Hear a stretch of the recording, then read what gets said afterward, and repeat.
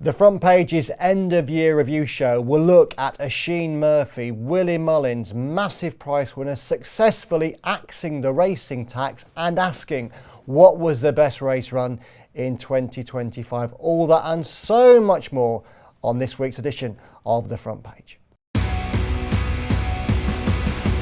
Hello everyone and welcome to this special edition of The Front Page in which we are looking back at the year almost now just gone, 2025. I am Lee Mottershead and I'm joined by my Racing Post colleagues Chris Cook and Jonathan Harding. Hello men. Hiya. Enjoyed the year? Love the year. Yeah, lots to go at. Yeah. Chris, happy? Oh, well, yeah. Always. Still here. Can't say further than that, really. No, it's been plenty to talk about, right, on the racing front, and as a journalist, that's what you want. Masses of controversy and concern, and winners where you're left going, how did that happen? So yeah, a lot fun. of that. Definitely. Well, Chris says he's still here. Kempton is still here. But for how much longer? Because that became one of the big stories of December, and now it's going to be one of the big stories of 2025, could be one of the big stories of 2026. We discovered earlier this year that an option agreement was taken out between the Jockey Club and housing developer Redrow in 2018, which commits the Jockey Club, in theory, to selling Kempton to Redrow should certain criteria be met and Redrow achieves planning permission.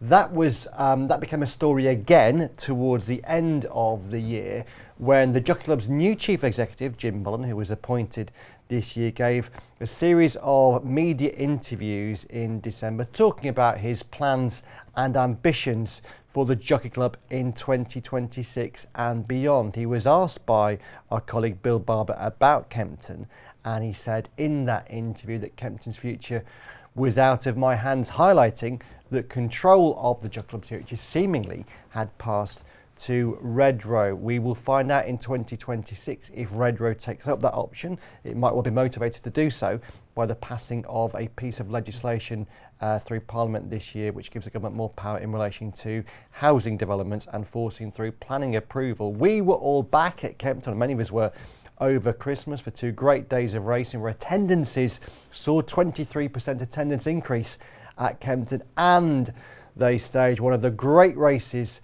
of the year, one of the great races full stop, a King George VI chase in which 4 horses jumped the final fence together and the jukebox man went on to win by 2 noses and a half length. It was, Chris, an amazing race, and talk about timely. Yeah, I'm sort of hoping that all of that fankle about, we've done the deal, actually, we've sold the place to these developers, is just a really cunning way of driving up ticket sales. I mean, as you pointed out, attendance over those 2 days gone up 23%. Maybe other courses should be trying this, you know, the management down at Taunton saying, well, yeah, if you don't come this weekend, we're going to sell it. You know, it's good housing land, you know, use it or lose it. It's a bit hard to believe, isn't it? That, you know, after that enormous pushback we remember from, was it 2017 when they first sent out that press release saying, by the way, we're going to invest heavily at Newmarket and we're going to sell Kempton. We let them know across the sport that just wasn't an acceptable way to go. And now to be told the year after that they went ahead and signed a deal which they've managed to keep secret for 7 years. You know, it's hard to take in. I would like to know more details, perhaps even see some documentary evidence. You know, are there terms and conditions? Are there, you know, does it have to be a sale of the entire site? Can't they just build around the fringes like at Newbury, where, you know, you get a flow of money coming into the place, plus you've got people living there who are going to be annual members, hopefully. It seems to work pretty well for Newbury. Why couldn't that work for Kempton as well? It's a desperate situation to think that we might be losing that track that has been so often a source of, you know, really good quality King Georges, and a race that is also distinctly different from the Gold Cup. Yeah. You know, you know what a Kempton type of champion is, a sort of a wayward lad, versus the kind of horse that wins at Cheltenham. I can imagine a King George being run at Ascot being a success in terms of the crowd that you could get through the gate, but if you run the King George at Ascot, you're going to get a different kind of horse winning. Wayward Lad might never have won the race round there. Plus, it's really difficult to move the race there, considering it's owned by the Jockey Club. Yeah, John, in terms of the King George itself then, and if we were in a world where Kempton didn't exist, and there has to be a fair chance of that given the way things have progressed, there's been talk about where the King George would go to. Suggestion that Aintree might be the Jockey Club's favoured option, but that idea has surely been kiboshed by what happened on Boxing Day, when yet again the low sun became an issue at Aintree, and there was a 3-mile steeplechase 15 minutes before the King George in which 9 of the intended 19 fences weren't jumped because of low sun. So you surely can't move the King George there knowing that that could be an issue. In 2017, Sandown was named as the next destination of the King George. There doesn't appear to be much appetite for that at the moment. We know Sandown in the winter can be horribly deep ground, very different to Kempton. And we also know from what Jim Mullins said in December this month that the Jockey Club's intentions were to invest most heavily in its 2 most profitable tracks, Cheltenham and Aintree. And there was no reference to Sandown receiving the big chunk of investment that had been promised in 2017 when it was named as the next King George destination. I wrote a piece at Ascot over Christmas suggesting could the idea of Ascot taking the King George occur at some point in the future. That would require a commercial transaction between the Jockey Club and Ascot, but we know that in this year the Criterion Stakes that used to be run at Newmarket was run at York for the first time this year because of a commercial deal between the Jockey Club and York. So if we lose Kempton, we need to have a new home for the King George. The new home for a race that we saw this year is perfectly suited to the venue where it has traditionally been staged, because you would not have had a King George like that where the Jukebox Man, Banbridge, Django Bay and Gaelic Road and the Final Fence together anywhere else. Yeah, because there would have been no fences in the straight. Aintree, it would have just been a flat race as soon as they turned for home. Yeah. I mean, Aintree is I think that's where your mind goes to first, because it's obviously invested in this Boxing Day meeting. It's got, it has the event you could tie it around, but low sun is an issue. Sandown just feels wrong to me. I know that was the one that was floated originally, but it's just a completely different test. I just can't have that at all. Ascot, like you, is where you're thinking, okay, I can see that it could take that sort of crowd. It is the sort of track that you'd want a marquee event, because let's have it right. The King George is, outside of the National, outside of Cheltenham, that is one of the biggest jumps races, and I don't think it perhaps gets the respect it deserves sometimes as one of the sport's crown jewels. I think you need to look at the atmosphere and the crowd that you got this month to understand how much it still means. I don't have an answer to your question, ultimately. I think ideally you just run it at Kempton, because that's where the King George should be run. Well, I don't see there isn't a good alternative. There's not a perfect alternative. I think there are questions, though, that do need answered. Chris, you referenced one of them, the fact that there's a 7-year gap between the Jockey Club doing this deal with Redrow and the emerging this year that the deal existed. I referenced in a piece from Kempton on Saturday, I had a brief word with Jockey Club senior steward Dido Harding, because Dido Harding was on the board of stewards in 2018 when this Redrow deal was done. She's obviously now the senior steward. There has to be a sense of accountability from the Jockey Club. That line from Jim Mullen, "it's out of my hands," almost implied, perhaps unintentionally, that this wasn't our thing anymore. We can't, we can't be involved in this now. We can't determine Kempton's future. That is maybe questionable, but certainly someone has to explain why the Jockey Club did a deal that puts itself in this situation. Yeah, well, 100%. The Jockey Club gets quite a lot of good PR from this idea that it exists only to benefit the sport of racing. That is completely at odds with what's been going on over Kempton.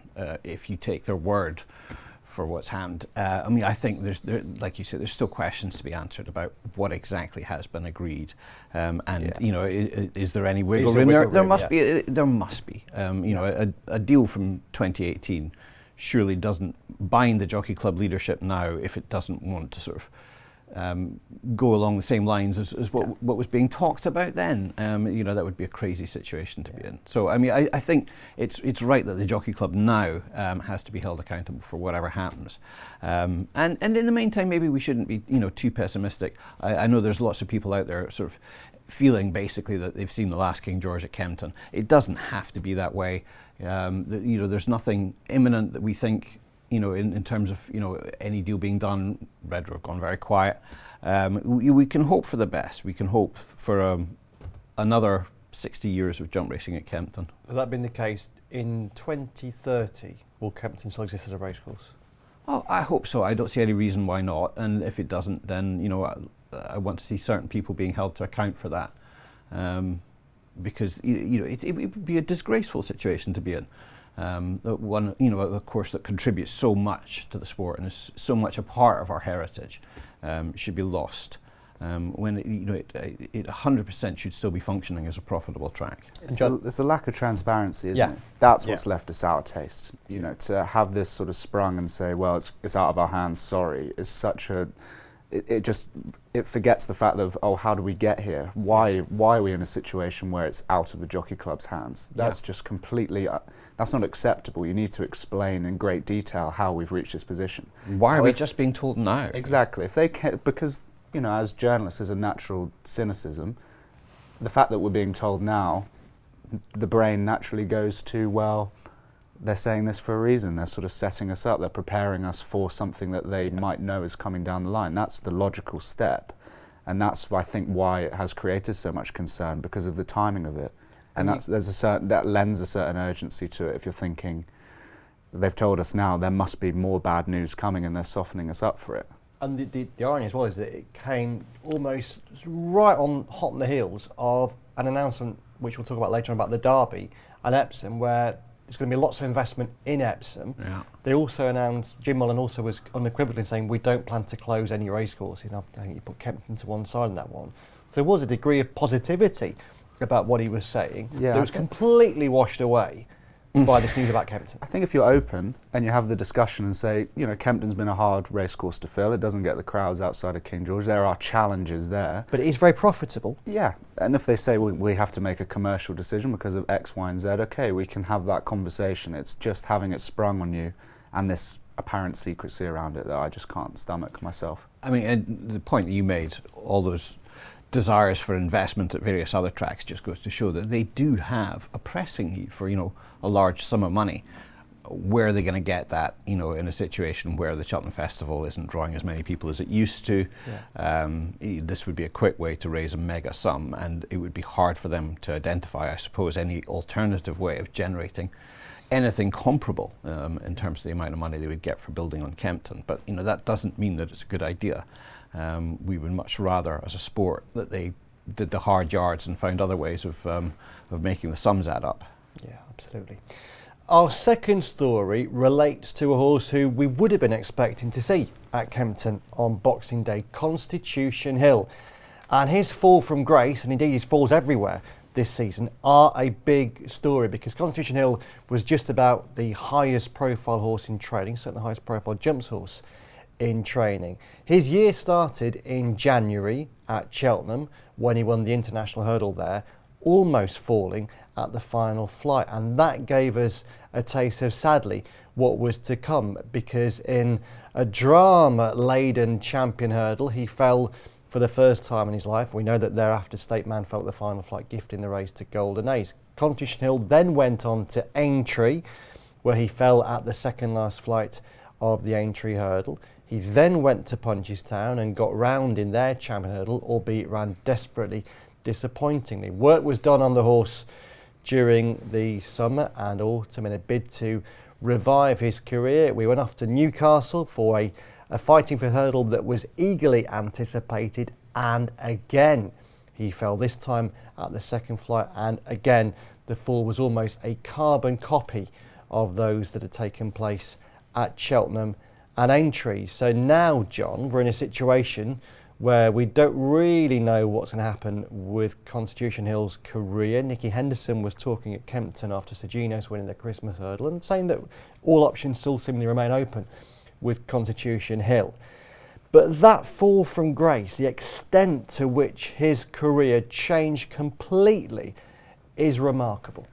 Yeah, it's been remarkable. It's been a roller coaster to cover. It's like the Bermuda Triangle in terms of mysteries, because I cannot put my finger, and seemingly neither can Nicky Henderson and Michael Buckley and Nico de Boinville, cannot put my finger on why he's gone from being one of the finest jumpers of a hurdler I'd seen in a long time, to just it not working. Is it the design of the hurdles? I've seen other people say he might benefit from maybe a more forceful jockey. Maybe it could just be a psychological thing that he doesn't want to do it anymore. I think Punchestown was the most concerning for me, because he was sending out warning signals very early that maybe there is some psychological damage there. There is an element of, look, I just don't fancy this. I think maybe those falls were heavier than we thought originally. You have a couple of falls through bad luck and suddenly that's a lot for a horse to get over.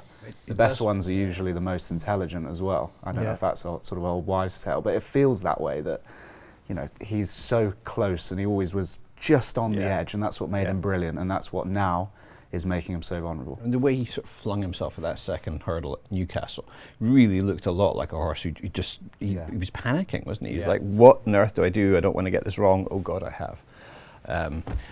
Up to that point, I was sort of prepared to believe that, he'd been maybe a little bit unlucky at Cheltenham, and then, Aintree comes soon afterwards, and he punches down. Like with a lot of horses, you could put a line through it. It's end of season stuff. I was prepared to imagine that he could have a successful comeback at Newcastle and it would all be forgotten. But he did that. And now it looks a lot like he's got a real issue in his head and they don't know how to fix it.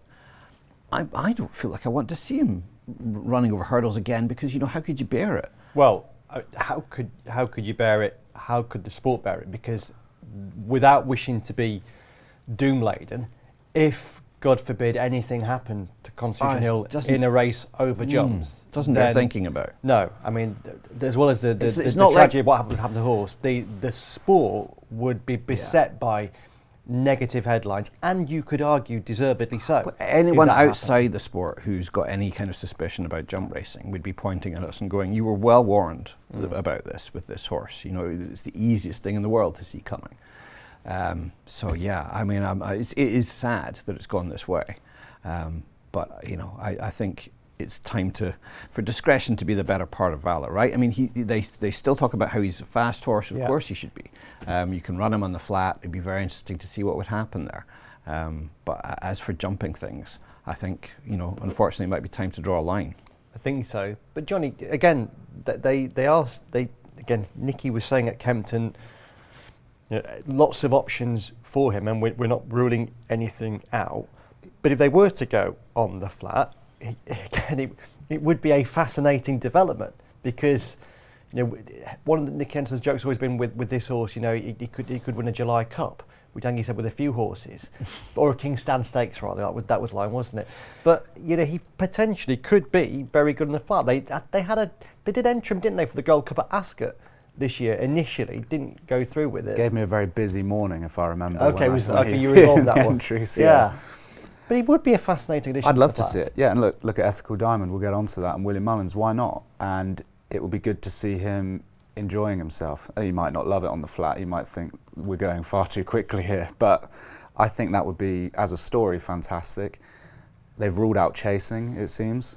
That's sort of the very traditionalist view of, he'd respect a fence. I think he'd get himself into all sorts of trouble over a fence with his style of jumping. There's a reason they didn't go chasing with him before. I don't see a reason to now. I'm slightly torn on the hurdles. I think I'm a bit like you. I'd be watching it from behind the sofa. I think if you're going to do it, would they maybe not do it in Britain? They do it, get him to jump a hurdle in Ireland, maybe jump in France. There's talk about the white panels. Yeah, I don't feel qualified to. No, me neither. I don't know. Maybe there is something in that. We're all guessing, aren't we? All the other horses are also jumping the white hurdles, aren't they? And we're not seeing widespread problems, are we? No. Could Nicky Henderson though still win the champion hurdle? I mean, Sergino has now been brought into the champion hurdle picture. He was meant to be going over fences. He's now gone over hurdles. He won the Christmas hurdle easily. Just quickly, guys, does he win the champion hurdle? Yeah, he obviously could. There's a ringing endorsement. Well.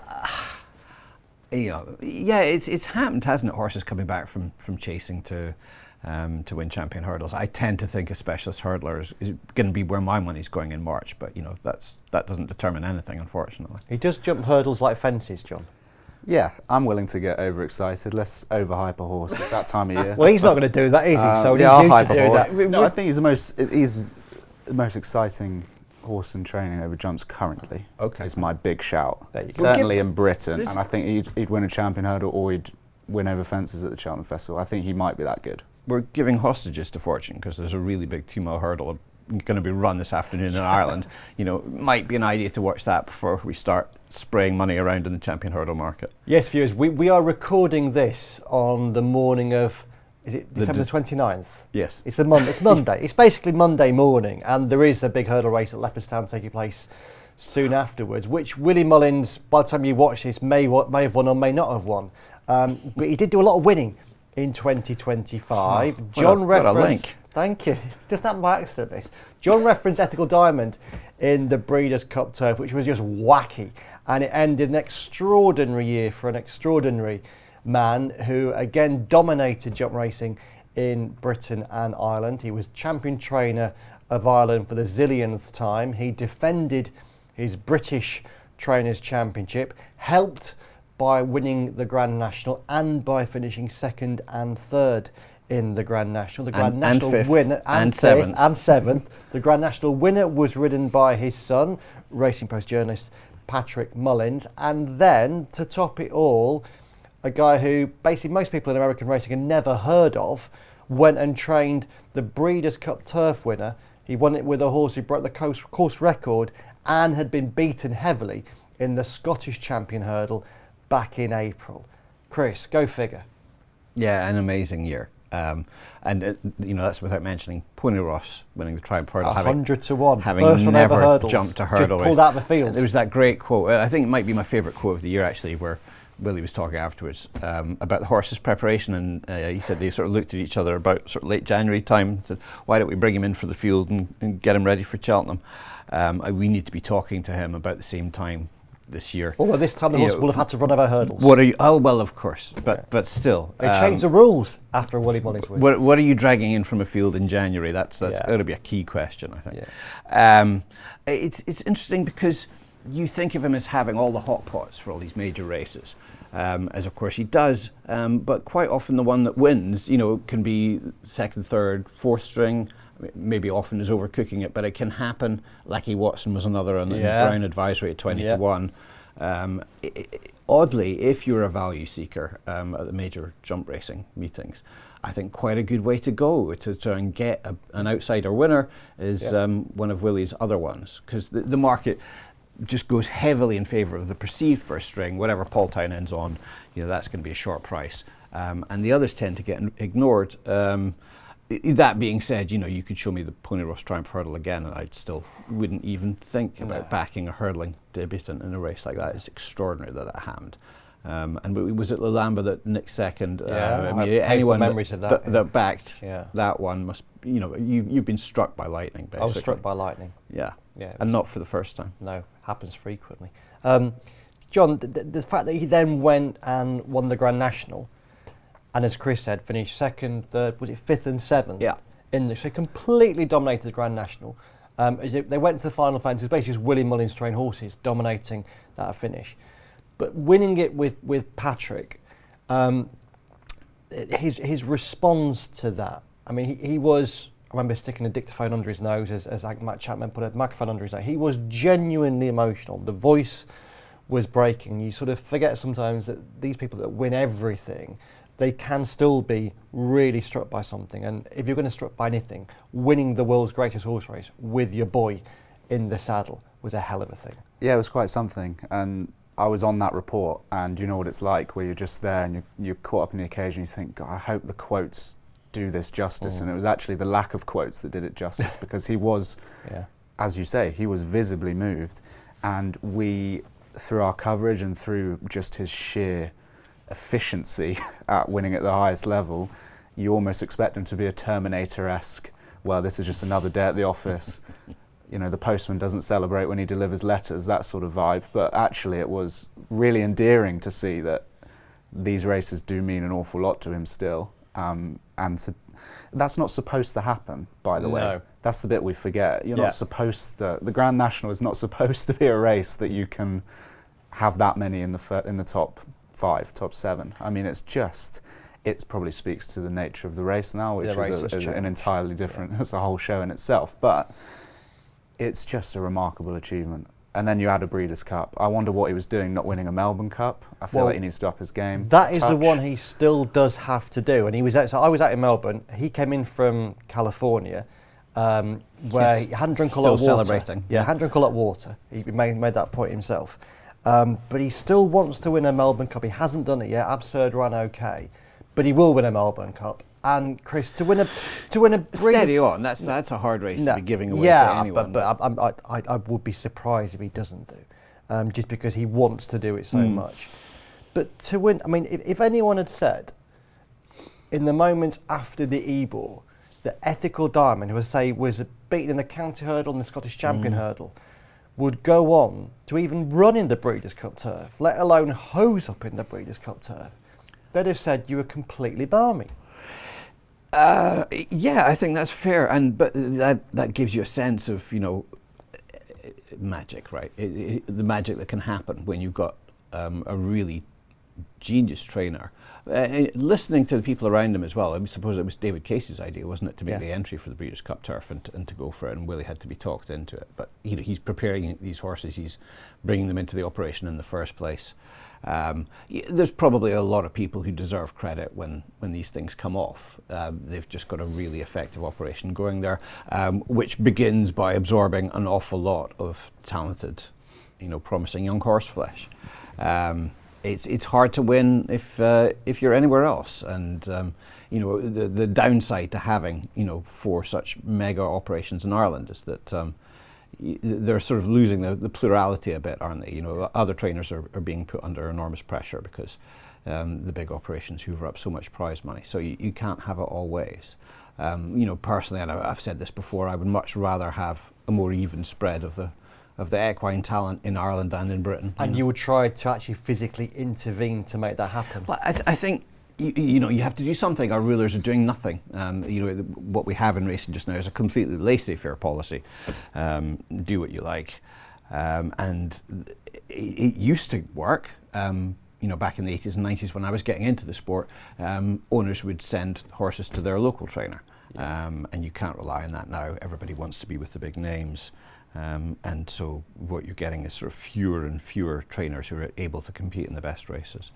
As we end the year, John, there is just potential, a slight change in the sense that Willie Mullins here and now isn't as dominant as he was at any other point during the year. You look at the Christmas results. We're talking before the December hurdle at Leopardstown, so he might win that.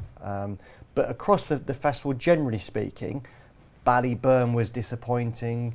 He didn't win the Savills Chase, having tons of runs in the race. Across Christmas as a whole, he's had loads of winners, but he hasn't quite been as dominant as he normally is. Now, you'd imagine that normal service will resume at some point soon, but so far in Ireland, it's been Gordon Elliott's year more than Willie Mullins.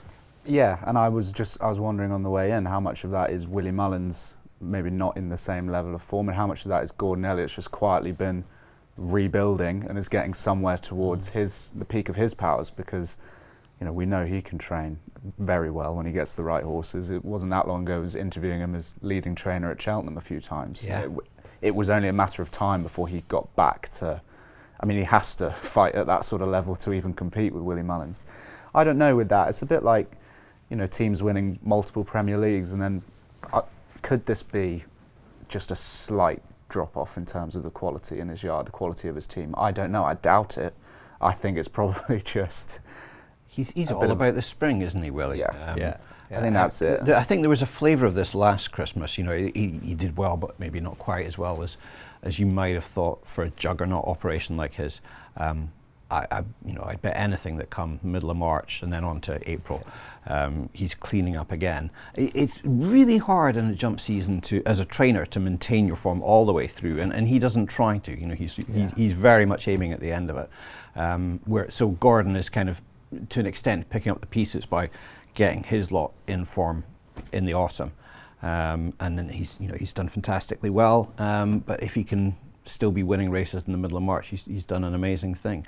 You see a little bit of the same, I think, with Gavin Cromwell. He was hot in October, then November just seemed to be a nightmare. I think he had 110 runners in Ireland and only one of them won. And goodness, another way of thinking yesterday. Just ran no race at all. Yeah. So you sort of think there might have been something in the yard affecting them, and he's one that hasn't just bounced back from it yet. And the market seemed to anticipate that he was going to run poorly. So I think the most likely thing is that he does bounce back at some stage, maybe in time for the Irish Gold Cup. Probably, I would say, in time for the Gold Cup.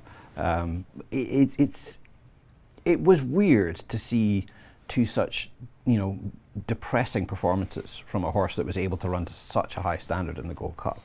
And it's going to be a bit odd if he ends up continuing to be that kind of one performance a year type of horse. He really looked like a special talent the last spring, and I think we can legitimately hope to see a bit more from him in future seasons. But yeah, I certainly wouldn't abandon all hope of it. I mean, he's still the favourite for the Gold Cup with a lot of bookmakers, which but tells you how can't much. back him. How could you back him even at 6 or 7 to 1?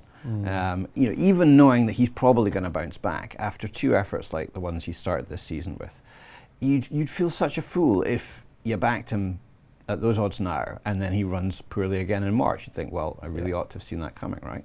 Yeah. But so there's a lot of interest from punters in horses at other prices. Hated Couleurs is being talked up a lot, after that amazing performance at Chepstow.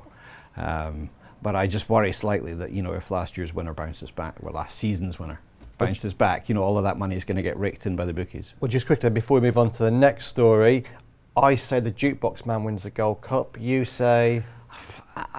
Furore Fury. Okay. I'm quite excited by that performance. Okay, good. I guess sticking with no mead horses at Cheltenham hasn't historically been a brilliant way to go, but you'd love to see it, right? Yeah, you would. John? I will stick with the horse I backed a few months ago after Cheltenham, Hated Couleurs. Hated Couleurs, great winner of the Welsh National on the 27th. Still to come, we will be talking about Frankie Dettori, about Rachael Blackmore, about Oisin Murphy, and about lots of horses winning lots of races at huge odds. And talking about big numbers, there was much fear in British racing this year about the financial damage that would be done if Rachel Reeves amended the tax rates at which British racing costs to bookmakers. There was an Axe the Racing tax campaign amid fears that the Treasury would harmonise racing's tax level with those of gaming and general sports. In the end, it didn't happen. There was a strike in British racing for the first time on September 10th. It wasn't called a strike, but in fact it was a strike. The race meetings which would take place that day did not take place. And when the budget came along, Rachel Reeves decided in the end to make a special case for horse racing. The remote gaming tax rate soared from 21% to 40%. There was a change to the general betting duty rate for sports betting, but racing was untouched. There might still, though, be major shrapnel damage for British racing if bookmakers react to the tax hike they've received. They almost certainly will. Looking after that, dealing with that, as the head honcho in British racing will be Lord Charles Allen, the commercial heavyweight who finally came in as the Sports BHA chair in the autumn, having dillied and dallied about whether to take the job. In the end, he did take the job, and he promises to make significant changes in the new year, including with a new independent board for the BHA. John, it was a big year on the racing politics front. Certainly was, yeah. It kept us busy, didn't it? Yep. Racing tax in particular, as it's been dubbed. I'm still a little bit torn about that whole situation, which might be accused of being sat on the fence, but I can sort of see both sides on this one. I can understand the bookmakers' frustration at what they perceive to be a celebration by racing, saying, well, look, we're getting hit over here, so you will feel the consequences of this. Put the party poppers away. This isn't actually good news. I could understand that. I could understand their frustration with some people in racing who I think were very keen to say, we're not like casino games, quite rightly, but then maybe took it a step further and said, tax them all you want, we're not bothered. At the same time, I can see racing's position and, well, it's not our job to go into bat for the whole gambling industry, and we had to fight our corner. And the sense is that they did that very effectively. I think that campaign was heard well, I know from conversations with politicians and people close to them that the Axe the Racing Tax campaign did make a splash. You'd imagine it did influence what was essentially a carve-out. It's just one of those where I hope that to kind of throw it forward, I hope that the lesson from this is that need to have a more productive relationship between the two industries. I hope some sensible people in racing and sensible people in the gambling industry are now able to get together and kind of chart a more beneficial course, because it is symbiotic, and I think they maybe did become slightly at loggerheads, and there was a lot of words thrown around in the aftermath of the autumn budget. So I hope that that's where we get to. Yeah, and I think Chris, the loggerheads that John refers to a large extent dates back to that period before Rishi Sunak called the last UK general election, when there was an attempt to secure a significant levy reform deal. It didn't happen because the election was called. Racing said that a deal was on the table when Sunak called the election. Bookmakers said a deal hadn't been agreed, so the two parties disagreed there. They certainly didn't work together in this Axe the Racing Tax campaign. As John says, it's led to bitterness on the part of bookmakers. Charles Allen, the new BHA chair, is saying that there needs to be a much more harmonious, effective working relationship between the two. It's easily said, isn't it? It is, and it's been said so many, and the danger is so much of what Charles Allen is saying in terms of what he wants are things that have been said before. We've not yet heard how he's really going to affect major change in the sport. There's probably a limit to what you can say in public. Yeah. You like to imagine that behind the scenes they're playing 4D chess. They've got it all worked out, right? And he's played behind the scenes extremely well so far in terms of securing what he wanted in terms of governance reform. That was all done behind the scenes. So maybe that is just his modus operandi. You can easily believe that, and so there's reason for hope, right? But there's been an awful lot of bridge burning between racing and the bookies over the last 18 months. There's this perception from the bookies side that some people in racing have been trying to do deals with anti-gambling campaigners in order to make themselves appear, the sport appear more presentable to government. I can't remember more anger and dislike between racing and betting than there has been recently. And God knows there's been a lot of tension over the years, but it really reached a peak in the last 2 or 3 months. And we haven't heard details of bits of fallout from the budget, like who's going to close how many shops. It feels like there's going to be some announcements in the new year which will make for dismal reading. Things have got to get better, and hopefully there's some clever people on the case. But money's too tight to mention. It's a very worrying time. It is a worrying time. And John, how painful will the damage be to racing, do you think? It's very hard to be definitive about it because we don't know how bookmakers will react. But do you think it will be as bad as bookmakers have predicted it will be? I think when the dust settles, no. Mm-hmm. I think a lot of the real giant ones, they are now global operations. They're taking a hit here, but they're also making a lot of money elsewhere. I think it would just be a consolidation. There definitely is going to be a hit, but whether it's as bad as people are predicting, I'm not entirely sure. I mean, it's difficult, isn't it? Because racing, if you are in the boardroom of Flutter or wherever and you're looking at the entire thing and you're looking at racing as a very expensive product to them, and if it no longer makes financial sense, for all the sentiment, for all the fact they like the history, they want to invest in racing, there's a lot of racing fans working for these companies. If the numbers don't add up, they don't add up. So that's what I'm concerned about. Yeah. And I guess, Chris, the big worry is that it's going to be customers, punters, who potentially will suffer the most, both from more restrictions, from worse prices, from worse offers. And we know how much of an excess has been to the black market, the gambling black market. Now, you can argue that, and I have argued, that bookmakers have been doing that willfully and knowingly already through restrictions. But there's a danger that that punters and customers will be hit by all this? Well, the bookies have made that point over and over, that the ultimate losers will be the punters. Hopefully they can find ways to mitigate that to some extent, because those are their customers and they need them to still be interested in betting generally and on horses in particular. It's been a very successful business for bookies for a very long time. The worry, I think, for me is that there's going to be a cumulative effect, because we've had years now of punters experiencing worse conditions than they had in the past, starting with the affordability checks and account closures and and all of that. It's been going on for a long time, and the heyday of betting on horses. How far back would you have to go? 15 years more to find the point where it was at its best. And the further we get away from that, the more you're asking people to sort of really go against their own interests, if you like, in sticking with the sport, in tougher times. But it's a key part of racing's audience. People who want to bet on the game. That's a huge part of our attraction. Yeah. And so we have to find ways of making that more attractive in the future than it has been in the immediate past.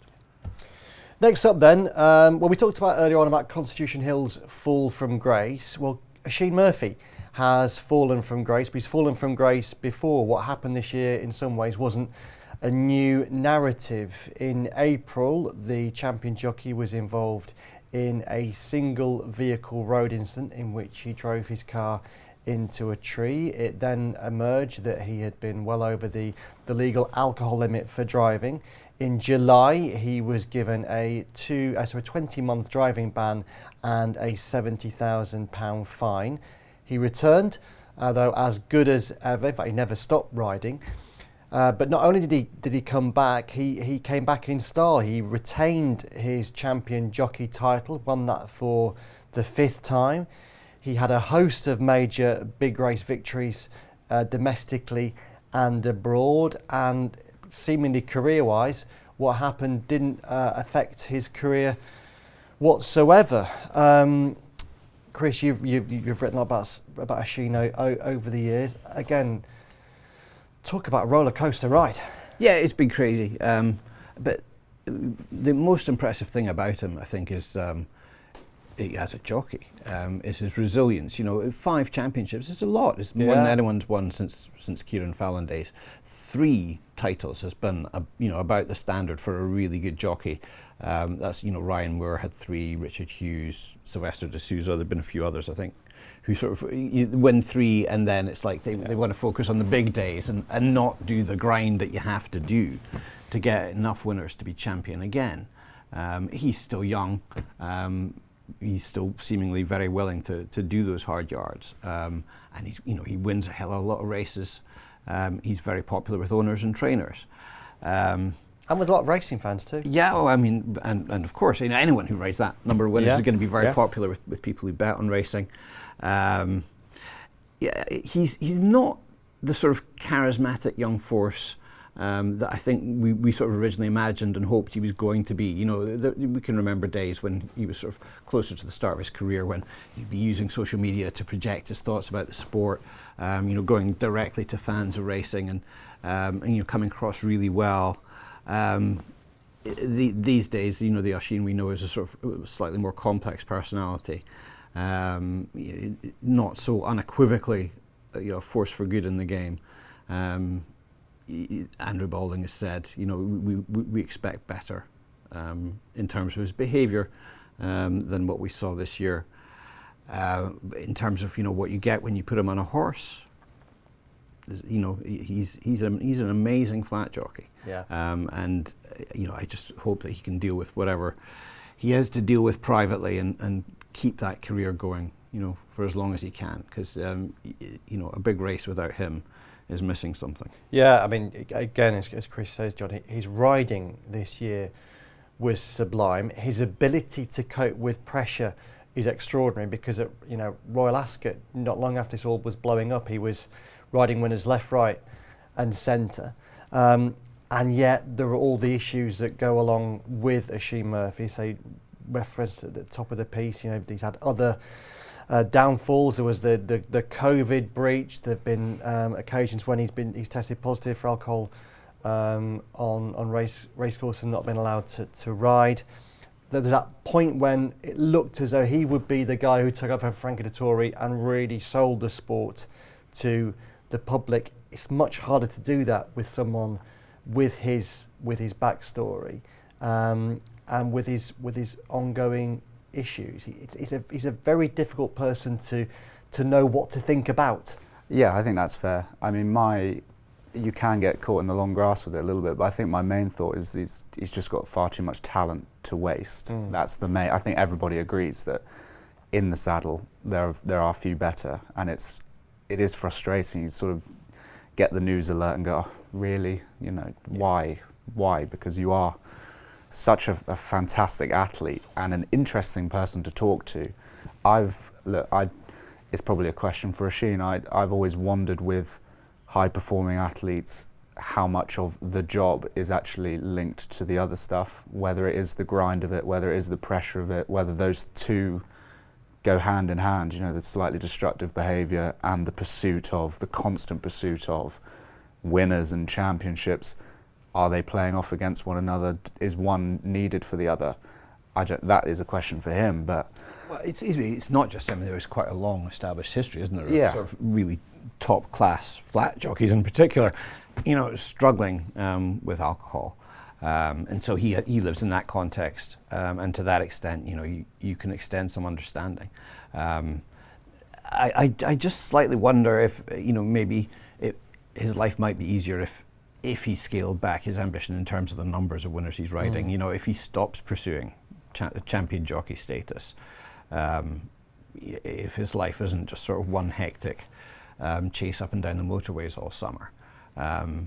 You know, maybe he'd find life easier to deal with.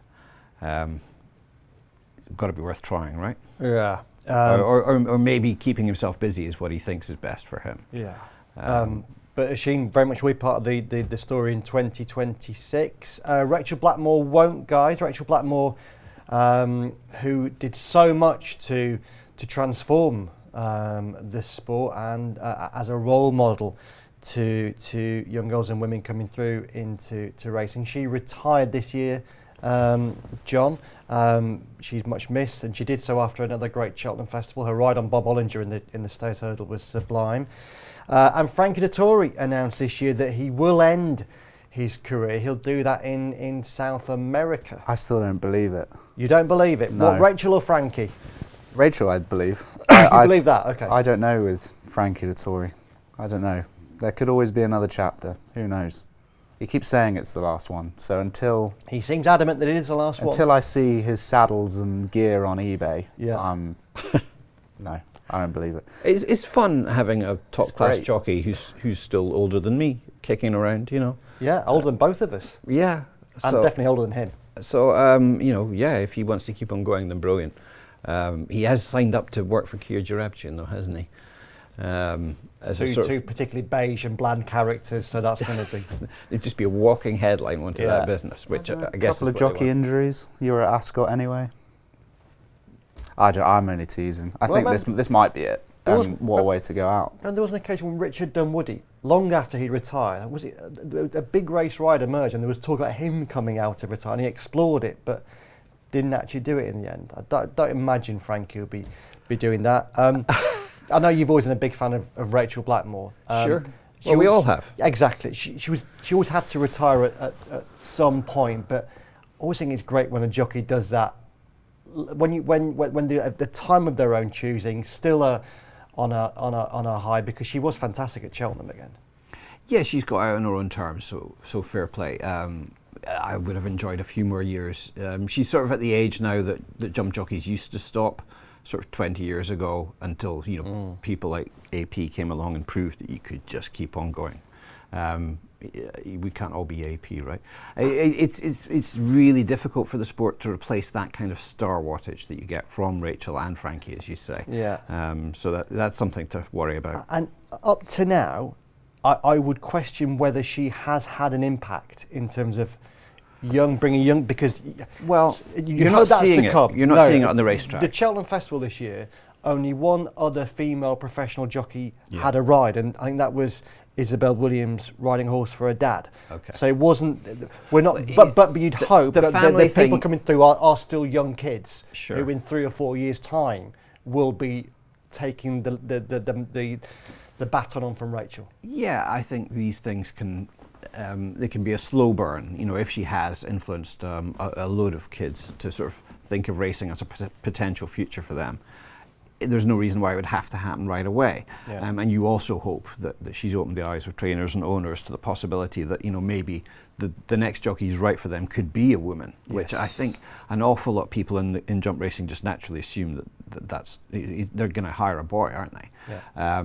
Not just because they expect that effective jump jockeys are always male, but also I think because they a lot of them don't feel comfortable about asking women to take those physical risks. Yeah. But you know, if equality means anything, it means an equal right to sort of go out there and risk your neck. So, listen, they've been saying the British Racing School for a long time that their percentage of graduates is mostly women from the apprentice sort of riding course. You know, for about 10 years they've been saying. But they don't convert to. But we don't see that feeding through. It would be good to see some evidence of that in future years, because you know, when you have successful women in the saddle as well as men, it definitely adds colour to the sport. It adds to the sport's appeal. You know, it makes the sport seem like a welcoming environment for women as well as men. And again, John, another evidence of that was I was over in Melbourne a couple of months ago. Jamie Mellon became the second female jockey to win the Melbourne Cup, and that was a massive story everywhere over there. Yeah, and racing's always marketed itself as one of the few sports you can compete at a high level, men and women. You walk into any racing yard in the country, as we do regularly, it's a 50% split. Those are the graduates from the racing school. You walk onto any race course and it isn't. There's a logjam somewhere. There's something stopping that from happening. I don't believe it's willingness on the part of young female riders or work riders who think maybe I could be a professional jockey or an amateur jockey. I think there's something is stopping that happening. Yeah. Trainers, owners is the logical guess, but who knows? But I mean, you mentioned the family thing, you know, girl riding for her dad. But that, to some extent, that's just jump racing, isn't it? You know, I mean, Ruby Walsh got his start from his family, and there's been a load of very successful jockeys, men and women, who've been given those first opportunities by their family. And, you know, maybe that's going to be the source of the next 2, 3, 4 successful women in jump racing, you know, is because they'll have family members who are just good at the game and send them good chances. That's just the way it happens. It's a small little world. As we gallop towards January, we gallop towards the end of this programme, but one thing we definitely want to talk about is the extent to which this was a year of turn-ups and also of pacemakers. It was a year in which, as we've documented earlier on, the Triumph Hurdle was won by a 100-to-1 shot, making his debut over hurdles. We had Kirat winning the Sussex Stakes at 150-to-1 as pacemaker for his much vaunted stable companion, who Field of Gold. How quickly they forget. Field of Gold was beaten in the Sussex Stakes. We then had on British Champions Day Powerful Glory winning the champion sprint at 200-to-1. We had Cicero's Gift win the QE2 at 100-to-1. A couple of weeks ago, we had a 300-to-1 British winner, Blowers, becoming the biggest price winner in Britain ever. We had a 250-to-1 Irish winner the same week. I backed none of them. Did you? Yeah. Oh, but you know the extra one just in running, because you know it was in front, down the back, and travelling kindly, and people were still writing off. But I mean, you know. I think of myself as somebody who likes looking for outsiders that might win, and you know, you could give me, I don't know how many goes at the QE2 before I'd land on Cicero's Gift. And it was like that for a lot of the year. I mean, you know, you're not backing Pony Ross, are you? And no. You know, I'm a big fan of Richard Hughes, but I wasn't on no half measures in the July Cup at 66-to-1. Cercini 33-to-1 in the Coronation Stakes. You know, it was just, it felt a lot of the time as a punter that the ground was shifting beneath your feet. I like that sense that that anything could happen, right? I think that lends itself to enjoyable sport. I need it to be predictable enough that I can see it coming. Maybe next year. Did you see any of it coming? No, I'd always get in the car after racing and phone my dad, and he'd obviously have backed all of them. All of them, typically. Yeah.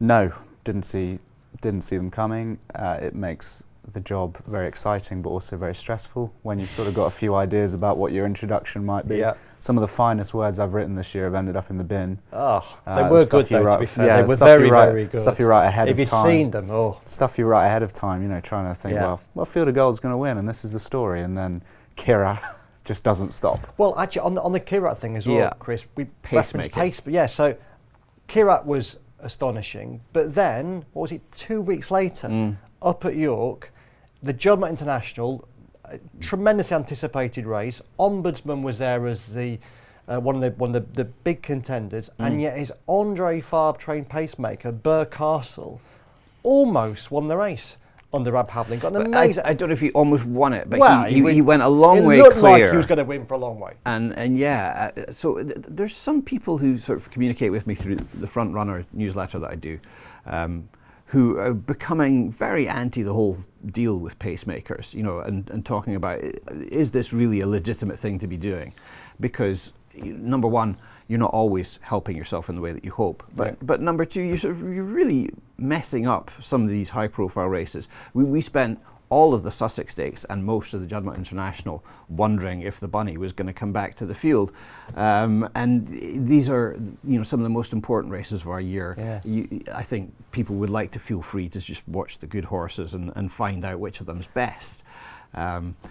The thing with the Sussex Stakes, I mean, you know, Goodwood on quick ground, those are the ideal conditions for a horse just to keep going in front. Yeah. It was a very funny looking race. It's you know, it's going to be a long time before a race pans out like that again. Right? I remember Tom Kerr was there that day at York, and he told me how he watched it from down on the rails, and he sensed when it looked as though Burr Castle might well win, that there was almost a sense that people are going to start booing here if this horse goes and wins. And you referenced Bunny there, but John, there's definitely a cultural element to this, because over in the States, Mike Rapoli, one of the big owners there, he's had a thing about pacemaker this year, talking about one of the big stables running rabbits in races.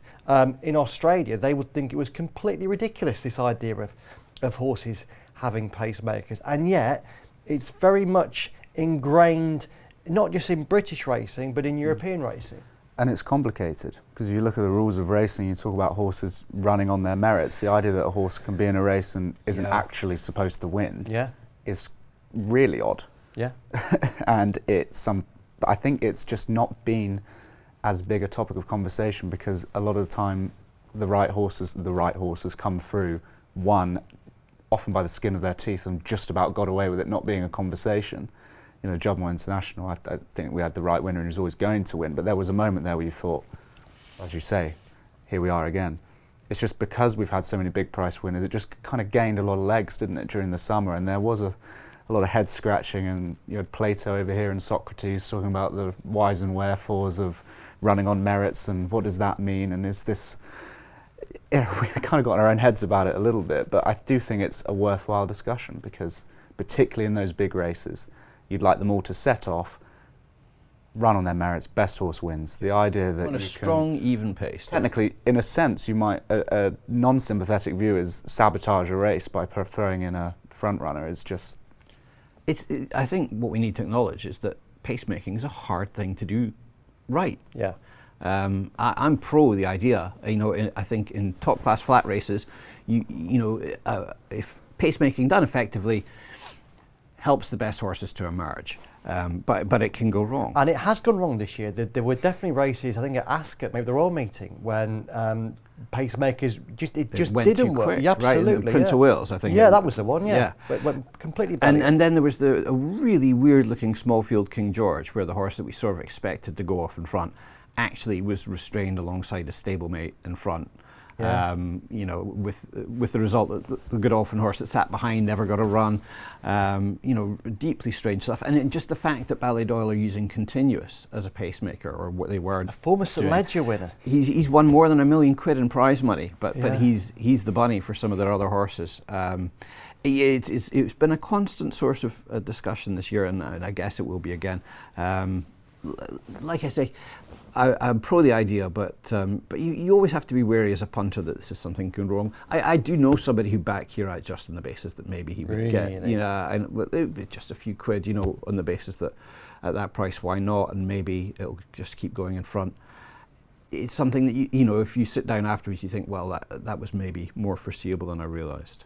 You referenced the Prince of Wales Stakes, which I don't think people largely remember as one of their favourite race of the year. I mean, one of our own, but generally there's a reason for it. I thought it was going to be when Anmat went to the front, but yeah, then he got gunned down, didn't he? Who won it? Ombudsman, wasn't it? Ombudsman. Actually, he was really strongly impressive. Maybe it was a race of the year because he was really impressive. What for you guys? What would be your races of the year? So I'm quite into older flat horses. Just the idea of these familiar horses staying in training, the sort of jump racing culture that we used to think of as being a jump racing thing. So Anmat was one of my favourites this year. Rebel's Romance as well. Just such a likeable horse. Running all around the world at the age of 7, and some of his best performances this year. So for that reason, I really enjoyed seeing him win at Royal Ascot in the Hardwick. That was one of those races where going into it, you could still see that he was being underestimated by people. He's not a sexy horse, and I guess that's part of it. But he ought to be a really strong favourite for that, and I was delighted to see him win and get some recognition.